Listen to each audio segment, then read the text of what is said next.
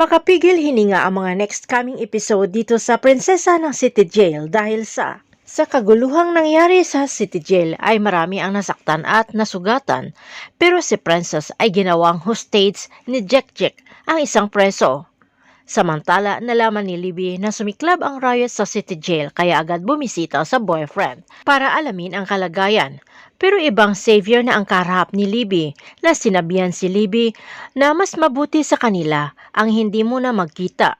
Agad nagtanong si Libby kung nakikipag-break ng kanyang boyfriend sa kanya. Pero hindi makasagot si Xavier at hindi maamin ang katotohanan na si Princess ang tinitibok ng kanyang puso. Samantala nabigla si Charlene nang tinawagan siya ni Mimi na dinala nito si Princess sa hospital na ngayon ay nasa kritikal ang kalagayan. Agad namang umalis si Charlene para pumunta ng hospital. Samantala doon naman sa hospital ay hindi makapangako ang doktor na mailigtas si Princess sa kritikal nitong kalagayan, lalo na ang hirap makahanap ng blood type A positive. Natatakot naman si Dado sa nalaman mula sa doktor at isa lang ang alam na kailangan niya na gawin, na sabihin na kay Divina umano na si Princess ang tunay nito na anak na iniwanan nito sa City Jail noon, na kailangan nila si Divina na makunan ng dugo para mabuhay itong si Princess.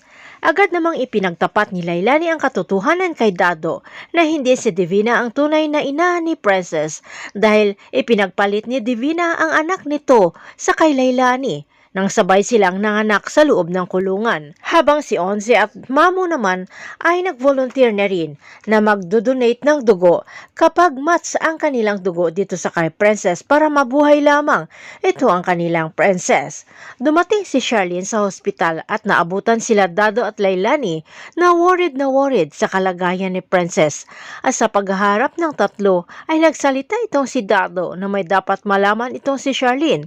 Malalaman na kaya ni Charlene na si Princess ang kanyang tunay na anak na sa ngayon ay nasa kritikal ang kalagayan. Abangan na lang natin ang susunod na mga episode dito sa Prinsesa ng City Jail.